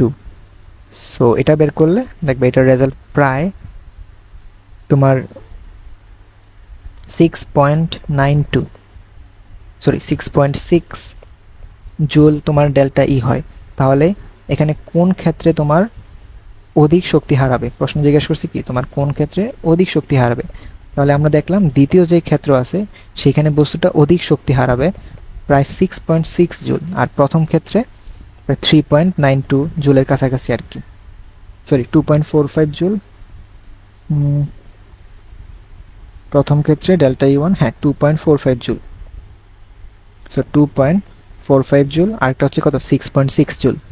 পৃথিবীকে 6400 কিলোমিটার ব্যাসার্ধের একটা সুষম গোলক এবং এর নিজ অক্ষের সাপেক্ষে আবর্তনকাল 24 ঘন্টা বিবেচনা যদি করো, এবং পৃথিবীর পৃষ্ঠে জি এর আদর্শ মান 9.81 মিটার পার সেকেন্ড ইনভার্স ধরে, তোমার ভূপৃষ্ঠ থেকে কত উচ্চতায় জি এর মান ভূপৃষ্ঠের মানের 3/5 হবে। তাহলে এটা কিভাবে করব আমরা? সো আমরা জানি ভূপৃষ্ঠ থেকে কত উচ্চতায় বা ভূপৃষ্ঠ থেকে একটা নির্দিষ্ট উচ্চতায় যখন আমরা জি এর মান হিসাব করি তখন সেটার ইকুয়েশন হচ্ছে G prime by G R plus H divide by R whole square. এবং এখান থেকে আমরা উভয় পাশে যদি বর্গমূল করি এবং এটাকে যদি পক্ষান্তর করি তাহলে আর প্লাস এইচ বাই আর, এই ভ্যালুটা আমাদের বের হবে জি বাই জি প্রাইম, অর্থাৎ আমাদের আর এর যে ভ্যালু সেটা হবে G by G prime minus 1 into R. So সবগুলো ভ্যালুই জানি, আমাদের জি প্রাইমের যে মানটা সেটা হবে 3/5 অফ জিই, এবং জির মান হচ্ছে আমাদের 9.81। তাহলে সবগুলো ভ্যালু যদি আমি এখানে ইনপুট দেই এবং আর এর মান 6400 কিলোমিটার ইনপুট দেই, তাহলে আমাদের হাইট বের হবে 1862.36 কিলোমিটার। তাহলে এত উচ্চতায় আমার ভূপৃষ্ঠ থেকে, এই উচ্চতায় আমাদের জি এর মান ভূপৃষ্ঠের মানের 3/5 হবে। আচ্ছা, তাহলে ঘ নাম্বার দেখি কি জিজ্ঞেস করছে। গতে নির্ণীত যে জি এর মান, অর্থাৎ গতে আমি জি এর মান কত পাইছি 3/5 অফ জিই, এই জি তুমি যদি ভূপৃষ্ঠে পেতে চাও, অর্থাৎ ভূপৃষ্ঠ থাকা অবস্থায় তুমি G/3/5 জিই মানের সমান মান পাইতে চাও, তাহলে তোমার তাত্ত্বিকভাবে পৃথিবীর আবর্তনকালের কি পরিবর্তন আনতে হবে। সো পৃথিবীর যে আবর্তনকাল প্রশ্নে বলা আছে, সেটা বলা আছে কত? 24 ঘন্টা। তাহলে আমাকে যদি জি এর মানটা চেঞ্জ করতে হয় এবং আমাকে পৃথিবীর পৃষ্ঠেই চেঞ্জ করতে হবে, সেটা চেঞ্জ করার জন্য আমাদের কি কি অ্যালাউড, আমাদের এই জিনিসটা চেঞ্জ করা অ্যালাউড। সো আমাদের দোলনকাল চেঞ্জ করা অ্যালাউড।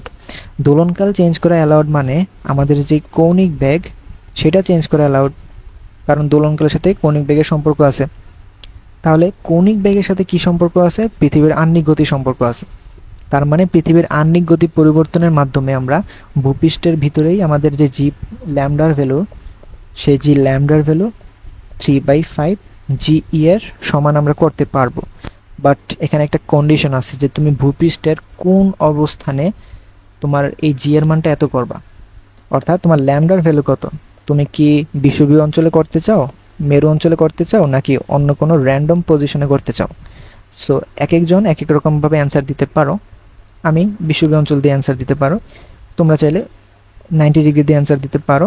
সেটা অ্যান্সার দিলে একটু এরর আসবে, কারণ 90 ডিগ্রিতে তোমার পৃথিবীর যেই ঘূর্ণনটা সেটা তুমি যতই করো না কেন, তুমি ওই পৃথিবীর মেরু অঞ্চলে দাঁড়াইয়া অভিকর্ষ ত্বরণের মান কখনোই কমাইতে পারবে না, ওইটা সবসময় তোমার 9.8ই থাকবে।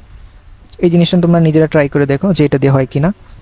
আমি যেটা অ্যান্সার হবে 0 ডিগ্রি ধরে সেটা আমরা করে দেখি। 0 ডিগ্রি মানে হচ্ছে আমাদের বিষুবীয় যে অঞ্চল, সেই বিষুবীয় অঞ্চল যদি আমরা ধরি, তাহলে আমরা জানি ইকুয়েশন হচ্ছে g lambda is equals to g e minus omega square R cos square lambda. এখন ল্যামডা যদি 0 ডিগ্রি হয়, এটার ভ্যালু হচ্ছে 1। তাহলে এখানে জি ল্যামডা হচ্ছে তোমার 3/5 into g e is equals to g e omega square into R. So এখান থেকে আমরা চাইলে ওমেগার মানটা বের করতে পারি। সো প্রথমে ওমেগা স্কোয়ার যদি বের করি, সেটা হবে প্রায় 6.125 ইন্টু 10⁻⁻7। দ্যাট মিনস আমাদের ওমেগা হবে 7.82 ইন্টু 10⁻⁻4 রেডিয়ান পার সেকেন্ড। ওকে, আচ্ছা, তাহলে এখন আমাদের টি প্রাইম বের করতে হবে, যেহেতু আমাদের ওমেগাটা চেঞ্জ হয়ে গেছে। তাহলে টি প্রাইম হচ্ছে 2π/ওমেগা। সেটাকে তুমি যদি প্রথমে সেকেন্ডে নাও, সেকেন্ডে হবে 8028.378 সেকেন্ড। সো এটাকে আমরা ডিরেক্ট আওয়ারে নিয়ে যাই, আওয়ারে নিলে দেখব 2.23 আওয়ার হবে। সো এই অ্যান্সারটাকে আমাদের কি ইন্ডিকেট করতেছে, যে আমার যদি আবর্তনকাল 2.23 সেকেন্ড হয় পৃথিবীর, এবং পৃথিবীর পৃষ্ঠে, তখন তুমি জি এর মান 3/5 জিই অনুভূত করবা। ঠিক আছে, তাহলে তুমি কতটুকু কমাইতে হবে টাইম, সেটা হবে তুমি 21.77 আওয়ার। তো 24 ঘন্টা থেকে 2.23 এটা বাদ দিলে 21.77 আওয়ার তুমি কমাও যদি পৃথিবীর আবর্তনকাল। হাইপোথেটিক্যালি প্রশ্ন যেহেতু বলেই দিচ্ছে তুমি তাত্ত্বিকভাবে কমাইতে হবে, তাহলে সে হাইপোথেটিক্যালি তুমি যদি কমাও, তাহলে তোমার যে পৃথিবীর পৃষ্ঠে যে অভিকর্ষ ত্বরণটা ফিল হবে, সেটা বর্তমানের মানের 3/5 হবে। একটা স্প্রিংয়ের এক প্রান্তে তুমি দৃঢ় অবলম্বনের সাথে আটকায়া এটাকে ঝুলাই রাখছো, এবং এর যে খোলা প্রান্ত আছে, অর্থাৎ নিচের দিকে যে প্রান্তটা খালি ছিল, সেখানে তুমি 400 গ্রাম ভরের একটা বস্তু ঝুলাইছো। তাহলে কি মনে হয় তোমার এখানে কি ঘটবে? ধরো এই হলো একটা স্প্রিং, এটা এরকমভাবে আছে, তুমি করলা কি, এটার ভিতরে একটা 400 কেজি ভরের বস্তু ঝুলাই দিলা। ঝুলাই দিলে স্বভাবত এটার যে লেন্থ, এটা একটু নিচে নেমে যাবে। ধরো এল পরিমাণ বেড়ে গেল, বাড়ার পর সেখানে কি হয়ে যাবে, এখানে কিন্তু সে স্থির হয়ে বসে থাকবে, এখানের পর কিন্তু নাড়াচাড়া করবে না। সো এখানে সে স্টেবল আছে। এটা 12 সেন্টিমিটার তোমাকে বলছে প্রসারিত হয়ে গেছে। সো 12 সেন্টিমিটার প্রসারিত হয়ে কি হইলো, সে স্টেবল হয়ে গেছে। তারপর তুমি কি করছো, এই স্টেবল যে মুহূর্ত আছে, এই স্টেবল মুহূর্তটাকে আমরা বলি সাম্যাবস্থা। এই সাম্যাবস্থা থেকেই তুমি তাকে আরও 8 সেন্টিমিটার প্রসারিত করে ছেড়ে দিছো, এবং ছেড়ে দেওয়ার ফলে তারপর যে সে সরল ছন্দিত গতিতে দুলতে থাকে। তাহলে এই অবস্থান থেকে আমি তাকে আরও 8 সেন্টিমিটার টেনে ছেড়ে দিছি। সো বস্তুটাকে আমি x is equals two 8 centimetre টেনে ছেড়ে দিছি, তাহলে সে সরল চলনিত গতিতে সে আবর্তন করতেছে।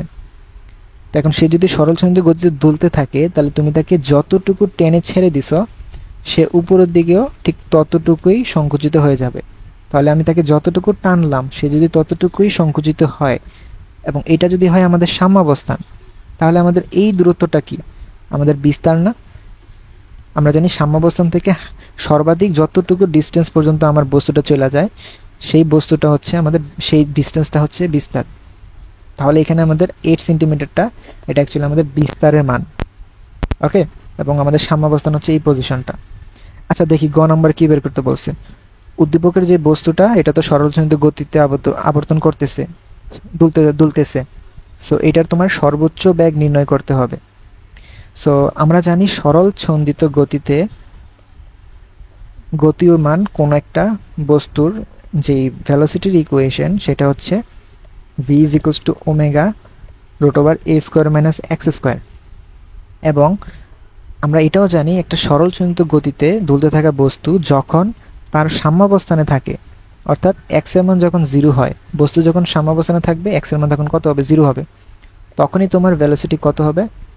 ম্যাক্সিমাম হবে। তাহলে ভি ম্যাক্সের জন্য আমাদের কি দরকার? এক্স এর মান 0 করা দরকার। তাহলে এক্স এর মান যদি এখানে 0 ইনপুট দাও, তাহলে এখানে তোমার শুধুমাত্র ওমেগা এবং এ, এই দুটোই কিন্তু এখানে থাকবে। তাহলে আমরা ওমেগা কিভাবে বের করবো? এখানে ওমেগা আমরা জানি ওমেগা হচ্ছে কে বাই এম ইন্টু বিস্তার। আমরা তো বিস্তারের মান একটু আগেই অ্যানালাইসিস করে বের করতে পারছি। সো আমাদের এখন টার্গেট হচ্ছে কে এর মান বের করা, কারণ স্মল এম এর মানও আমরা জানি। সো কে এর মান কোত্থেকে বের করব? সো কে এর মান বের করার জন্যে তোমাকে কাউন্টে নিতে হবে প্রথম যে দুইটা স্টেট, এই স্টেটটা। এখানে কি ঘটতেছে? প্রথম স্টেটে একটা স্প্রিং আছে, এই স্প্রিংয়ে তুমি একটা ভর ঝুলাইছো এবং ভর ঝুলানোর ফলে সে কিছু পরিমাণ সংকোচন হয়ে গেছে। কত পরিমাণ সংকোচন হলো? 12 সেন্টিমিটার। সে এখানে এখানে যে সে প্রসারিত হয়ে থেমে গেছে, কেন থামছে? তার তো এখানে থামার কথা ছিল না। একটা বস্তুকে তুমি যদি কোনো কিছু ঝুলাই দাও, এটা তো পৃথিবীর আকর্ষণের কারণে নিচের দিকে তার যে ওজন ফিল করতেছে বস্তুটা, সেটার কারণে একেবারে পৃথিবীর পৃষ্ঠে আসা উচিত। সে তো এখানে থেমে গেছে, অবশ্যই কোনো রিজন আছে। সেই রিজনটা হচ্ছে এই বস্তুটাকে অপোজিট ডিরেকশনে কেউ ফোর্স দিতেছে, ফলে সে এখানে আসার পরে থেমে গেছে, বা এখানে আসার পর তার ফোর্স নিউট্রাল হয়ে গেছে। তাহলে এই অপোজিট ডিরেকশনে ফোর্স দানকারী কে থাকতে পারে? অ্যাকচুয়ালি এই অপোজিট ডিরেকশনে ফোর্স দেওয়ার মতো আমাদের আছে স্প্রিং ফোর্স। তাহলে সেই স্প্রিং ফোর্সের ইকুয়েশন আমরা জানি F is equals two K into L. So এখানে স্প্রিং ফোর্স কার সমান হয়ে গেছে আমাদের সাম্যাবস্থানে? এমজি সমান। এমজি সমান আমাদের স্প্রিং ফোর্স হয়ে গেছে। তাহলে আমাদের এখান থেকে আমাদের কে এর মানটা ইজিলি বের করে ফেলতে পারবো। এম এর মান প্রশ্নে বলা আছে এটা হচ্ছে 400 গ্রাম ভরের বস্তু ঝুলাইছো, তাহলে 0.4 ইন্টু 9.8 ডিভাইড বাই সেই বস্তু ঝুলানোর ফলে যতটুকু স্ট্রেচ হয়েছে সেটাই হচ্ছে তোমার এল 0.12। এখানে আমরা এল এক্স আলাদা আলাদা কেন লিখতেছি? কারণ দুই জায়গার ক্ষেত্রেও যদি ইকুয়েশনে এক্স দিয়ে পড়ে থাকো, দুই জায়গার এক্স এর মিনিং কিন্তু ভিন্ন ভিন্ন। সরল চলনিত গতির ক্ষেত্রে এক্স এর মিনিং এক ধরনের, আর এখানে এক্স এর মিনিং আরেক ধরনের। সরল চলনিত গতির ক্ষেত্রে এক্স এর মিনিং হচ্ছে সাম্যাবস্থান থেকে কতটুকু সরণ ঘটবে সেই ভ্যালুটা এক্স, আর স্প্রিং ফোর্সের ইকুয়েশনে তুমি বস্তুর ভিতরে বল প্রয়োগ করার ফলে সে কতটুকু সরণ ঘটছে সেটা হচ্ছে এক্স। তাহলে সেই এক্সই আমরা এখানে লিখছি। তাহলে এখান থেকে কে এর মান যদি কাউন্ট করি সেটা হবে 32.67 নিউটন পার মিটার। ওকে, সেই ভ্যালুটা এখানে বসাই দেবো। সবগুলা মানে তো আমরা এখানে জানি। সো এটার ম্যাক্সিমাম ভ্যালোসিটি আমরা পাবো 0.723 metre per second. Okay, so ঘ নাম্বারে আমাকে বের করতে বলছে উদ্দীপকের স্প্রিংটার যে দোলন, সেই দোলনের যান্ত্রিক শক্তির নিত্যতা মেনে চলবে কি না। সো এই সরল দোলকের দোলনটা হচ্ছে এরকম। আমি যদি চিত্রটা আরেকবার আঁকি, এটা হচ্ছে তোমার সাম্যাবস্থান যেখানে x ইজ ইকুয়ালস টু 0। এটা হচ্ছে তোমার maximum position x is equals to a, আর এটা হচ্ছে তোমার নেগেটিভ ডিরেকশনে maximum position x is equals to minus a। So x is equals to a পজিশনটা হচ্ছে তোমার বিস্তার। তাহলে তোমাকে যদি যান্ত্রিক শক্তির নিত্যতা দেখাইতে হয়, তাহলে তোমাকে এই জিনিসটা প্রুফ করতে হবে যে তুমি যেই কোনো পজিশনেই টোটাল শক্তি বের করো না কেন, সেই টোটাল শক্তি সবসময় কনস্ট্যান্ট থাকবে। তাহলে আমি কিছু পজিশন নেই। এটা হচ্ছে 1 নম্বর পজিশন, যেটা হচ্ছে সাম্যাবস্থান। 2 নম্বর পজিশন হচ্ছে বিস্তার। 3 নম্বর পজিশন হচ্ছে সাম্যাবস্থান থেকে এক্স দূরত্বে, ঠিক আছে, যে কোনো র্যান্ডম এক্স দূরত্বে, বা এক্স না, আমরা ধরো পি ডিস্টেন্স ধরলাম, ঠিক আছে। তাহলে এই 3টা পজিশনে আমরা টোটাল শক্তি বের করে দেখব যে সেই টোটাল শক্তি সমান থাকে কি না, ঠিক আছে। তাহলে 1 নম্বর পজিশনের জন্য টোটাল শক্তি কাউন্ট করে শুরু করি। এই টোটাল শক্তি আমরা জানি যখন একটা বস্তু সাম্যাবস্থানে থাকে তখন তার ভেলোসিটি থাকে ম্যাক্সিমাম এবং তার যেই সরণ, সাম্যাবস্থার সরণ, সেটা থাকে 0।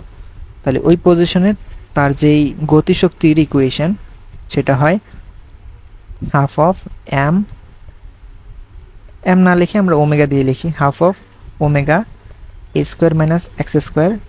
এটা হচ্ছে আমাদের গতিশক্তি, আর বিভব শক্তির ইকুয়েশন হচ্ছে হাফ কে এক্স স্কোয়ার। এখন 1 নম্বর পজিশনের জন্য এক্সের মান কত? 0 না? তাহলে এক্স যদি হয় 0, তাহলে এখানে এক্সের মান সবগুলোতে 0 বসাও, তাহলে শুধু থাকবে half of omega into A square. Okay, আচ্ছা এখানে ওমেগা না তো, সরি একটু ভুল হয়েছে, half into K, half into K, half into K A square minus x square. তো এটা যদি কাউন্ট করো তাহলে তোমার সাম্যাবস্থা পজিশনে তোমার টোটাল শক্তি হবে 0.1045544 জুল। আচ্ছা, 2 নম্বর পজিশন যখন আমাদের এক্স বিস্তার পজিশনে, সেই 2 নম্বর কেজের টোটাল শক্তি বের করার জন্যে 2 নম্বর পজিশনের গতিশক্তির ইকুয়েশন এইটা, 2 নম্বর পজিশনের বিভব শক্তির ইকুয়েশন হচ্ছে এইটা। সো 2 নম্বর পজিশনের জন্য আমার এক্সের মান বসাইতে হবে এ। এক্সের মান যদি এখানে এ বসাও, দেখো এই পার্টটা 0 হয়ে যায়, তাহলে এই পার্টে শুধুমাত্র থাকে হাফ কে এ স্কোয়ার, এবং এক্স্যাক্টলি আগে যেই মানটা পাইছি এখন কি সেম মানটাই পাবো, 55544 জুল। আচ্ছা, সো এই দুইটাতে আমরা সেম ভ্যালু পাইছি। এখন আমরা থার্ড আরেকটা র্যান্ডম পজিশনে নেই।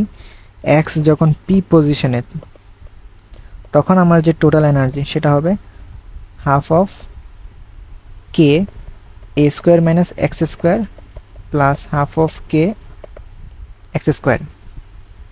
সেখানে আমরা এক্সের ভ্যালু যদি পি ইনপুট দেই, আমাদের ইকুয়েশনটা এরকম দাঁড়ায় half of K A square, এই হাফ অফ কে দিয়ে ভিতরে মাল্টিপ্লাই করে দাও, তাহলে এখানে হবে half of K A square minus half of K P square plus half of K P square, এবং half of K P square half of K কি স্কোয়ার কিন্তু বাদ, তাহলে এখানে থাকে half of K A square, যেটা exactly আগে আমরা যেই ভ্যালুগুলো পাইছি সেটাই আসছে। তাহলে এখানে তুমি কি সিদ্ধান্ত নিতে পারো, এখানে তোমার যে যান্ত্রিক শক্তি আছে সেই যান্ত্রিক শক্তি কি থাকে, সংরক্ষণশীল থাকে। সো যান্ত্রিক শক্তি সংরক্ষণশীল থাকে। ওকে, সো এটা হচ্ছে সলিউশনের প্রসেস, একটা প্রসেস। এখন এই সলিউশনের আরও একটা প্রসেস আছে, ঠিক আছে, সেই প্রসেসটাও কিন্তু তোমরা চাইলে করতে পারো। আমি ওই প্রসেসটা সহ দেখাচ্ছি।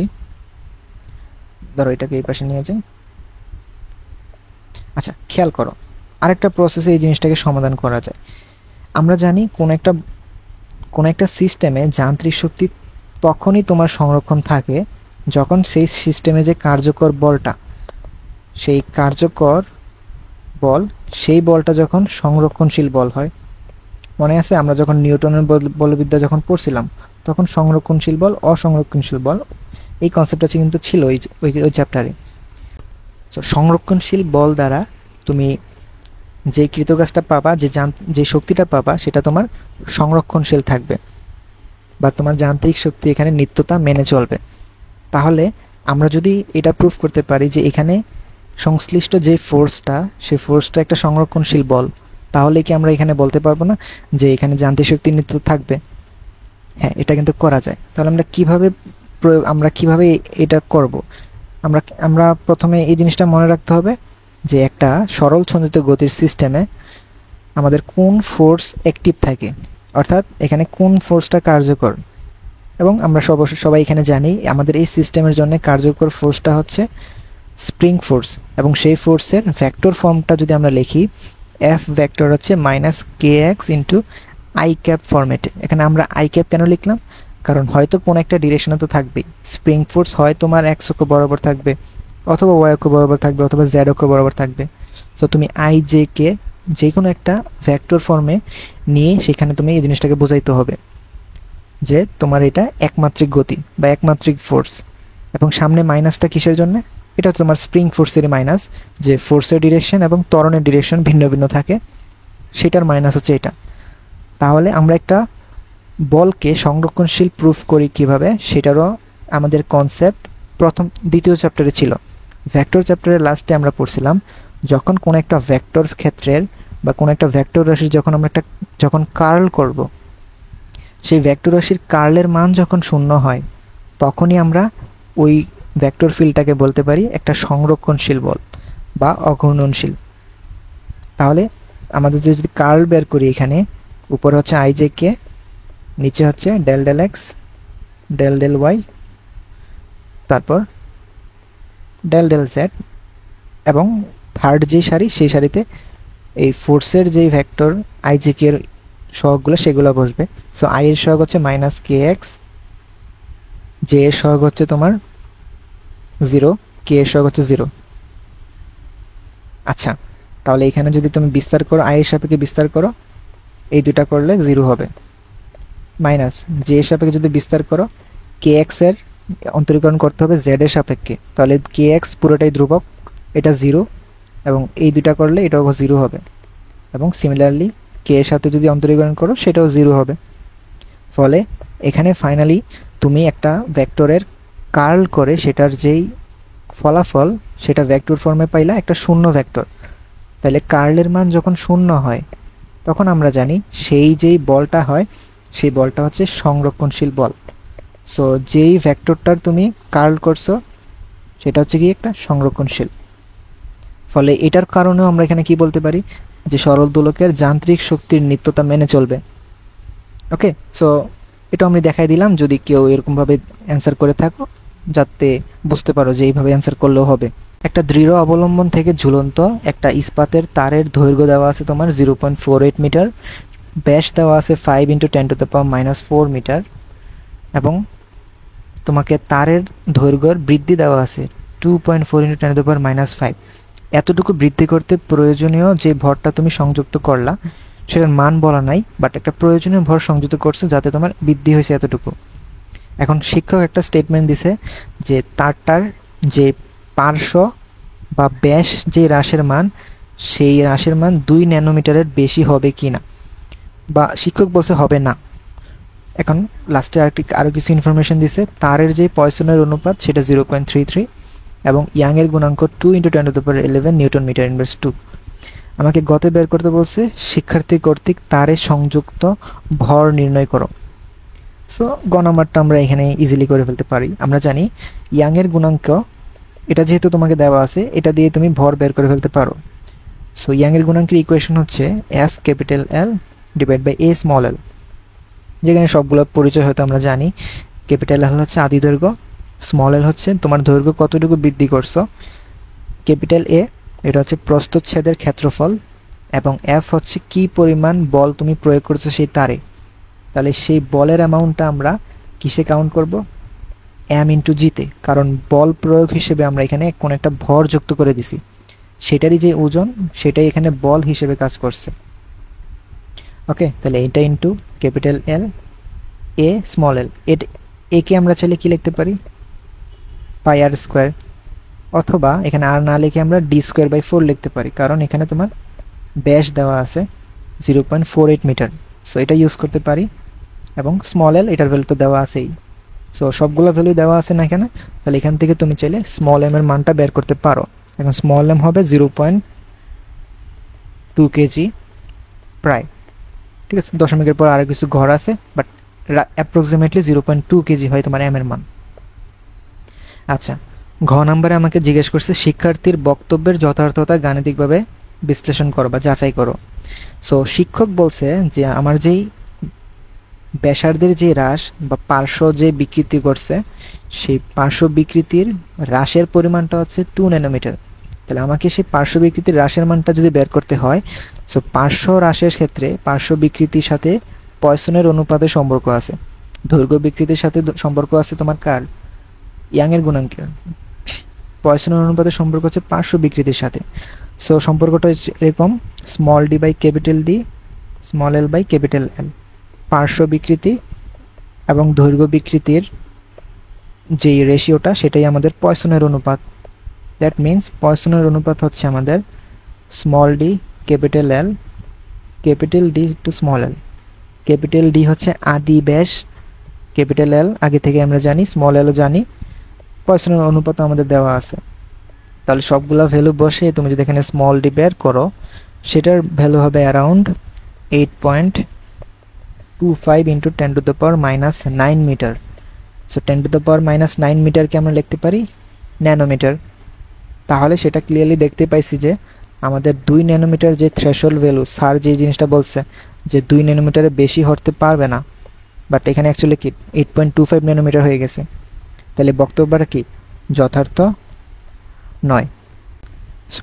প্রমাণ তাপমাত্রা এবং চাপে দুইটা গ্যাসের ঘনত্ব তোমাকে দেওয়া আছে, ρ1 এবং ρ2 1.25 এবং 0.09 kg/m3। এবং পরবর্তীতে প্রথম যে গ্যাসটা আছে যেটার ঘনত্ব তোমার দেওয়া ছিল এত, সেটার তাপমাত্রা 52 ডিগ্রি সেলসিয়াসে তুমি উন্নীত করছো। আগে ছিল প্রমাণ তাপমাত্রায়, সেটাকে থেকে তুমি 52 ডিগ্রি সেলসিয়াসে উন্নীত করছো, করতে আর চাপ দ্বিগুণ হয়ে গেছে। তাহলে সেই চাপটা যদি আগে পি হয়, এখন হয়ে গেছে 2p। এবং প্রথম ক্ষেত্রে গ্যাসের যে প্রাথমিক আয়তন V1 সেটা দেওয়া আছে 3 সেন্টিমিটার কিউব। তাহলে গতে আমাকে বের করতে বলছে গ্যাসের চূড়ান্ত আয়তন কত সেটা। কিভাবে বের করব?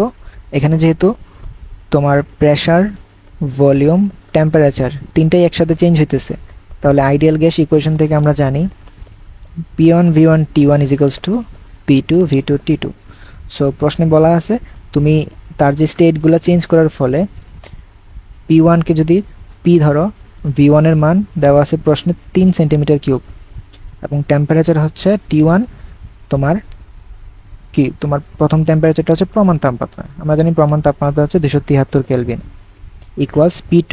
সো প্রেশার আমার দ্বিগুণ হয়েছে, ভলিউম কত সেটাই তো আমরা বের করব, ডিভাইডেড বাই আমাদের টেম্পারেচারকে আমরা বাড়াইয়া কততে নিয়ে গেছি 52, দ্যাট ইজ 273 প্লাস 52। তাহলে এখানে পিপি যদি কাটো, দেখো বাকি সবগুলোই ক্যালকুলেট কিন্তু করা যায় এখানে। তাহলে V2 এর মান হবে 1.78 সেন্টিমিটার কিউব। ওকে, সো আমাদের V2 এর মান বের হয়ে গেছে। আমাকে ঘ নম্বরে জিজ্ঞেস করছে প্রমাণ তাপমাত্রা এবং চাপে দ্বিতীয় গ্যাসের অণুর মূল গড় বর্গবেগ প্রথম গ্যাসের অণুর মূল গড় বর্গবেগের কত গুণ হবে। সো আমরা জানি বর্গমূল গড় বর্গবেগ CRMS যে ব্যাগের মান, সেটার ইকুয়েশন হচ্ছে √3RT/M। সো এই ইকুয়েশন দিয়ে যদি আমি দুইটার গ্যাসের CRMS বেগের তুলনা করতে চাই, তাহলে আমাদের আর এর মান, টেম্পারেচার এবং তার যে আণবিক ভর সেটা লাগে। বাট আমাকে আণবিক ভরের ইনফরমেশন কিন্তু দেওয়া নাই প্রশ্নে আমাকে ডেনসিটির ইনফরমেশন দেওয়া আছে। তাহলে আমরা এখানে একটা কাজ করি, আমরা জানি আইডিয়াল গ্যাস ইকুয়েশন হচ্ছে P = nRT। এখন আইডিয়াল গ্যাস ইকুয়েশনটাকে আমরা একটু মডিফাই করে লিখতে পারি, মূল সংখ্যাকে তুমি চাইলে লিখতে পারো W/M ইন্টু RT, অথবা ক্যাপিটাল এমটাকে এক পাশে নিয়ে আসো, PM = ভর /আয়তন ইন্টু RT। এখন ভরকে আয়তন দিয়ে ভাগ দিলে আমরা কি পাই? গ্যাসের ঘনত্ব পাই, ইন্টু R ইন্টু T। তাহলে এখানে তুমি যদি RT/M এটাকে এক পাশে রাখো, এই এমকে অপর পাশে নিয়ে যাও, তাহলে ওই পাশে থাকবে P/ρ। তাহলে CRMS এর যে ইকুয়েশন এখন আসতেছে সেটা অ্যাকচুয়ালি আমাদের আসতেছে কত? 3P/ρ। তাহলে 2 কেজে যদি আমাদের প্রেশার কনস্ট্যান্ট থাকে, তাহলে CRMS আমার কার সমানুপাতিক? ব্যস্তানুপাতিক 1/ρ এর ব্যস্তানুপাতিক। এখন আমাকে তো বলছে যে প্রমাণ তাপমাত্রা এবং প্রমাণ চাপে, সো আমার যে প্রেশার সেটা কি কনস্ট্যান্ট না? সো প্রেশার যেহেতু কনস্ট্যান্ট, তাহলে আমরা দুইটা কেজে তাদের যে সিআরএমএস ব্যাগের তুলনাটা সেটা আমরা ডেন্সিটি দিয়েই করতে পারি। সো কীরকমভাবে, আমরা যদি লিখি C RMS of 2 divide by C RMS of 1, সেটা হবে root over of rho 1 divide by root over of rho 2, যেহেতু ব্যস্তানুপাতিক, যেখানে উপরে 2 এখানে নিচে 2। ওকে, তাহলে C RMS 2, so root over rho 1 অর্থাৎ 1 নম্বরের যেই ঘনত্ব সেটা দেওয়া আছে কত, 1.25, আর দ্বিতীয়টা হচ্ছে 0.09। তাহলে 1.25 0.09। সো এটা যদি ক্যালকুলেট করো, রুট ওভার করো, দেখবা সিআরএমএস 2 আসতেছে আমাদের 3.726 ইন্টু সিআরএমএস অফ 1, অর্থাৎ আমাদের 2 নম্বর যেই গ্যাস, সেই 2 নম্বর গ্যাসের আরএমএস ব্যাগ 1 নম্বর গ্যাসের আরএমএস ব্যাগের 3.726 গুণ। সেটাই আমাকে বের করতে বলছে যে কত গুণ হবে। সো 3.726 গুণ হবে অ্যান্সার।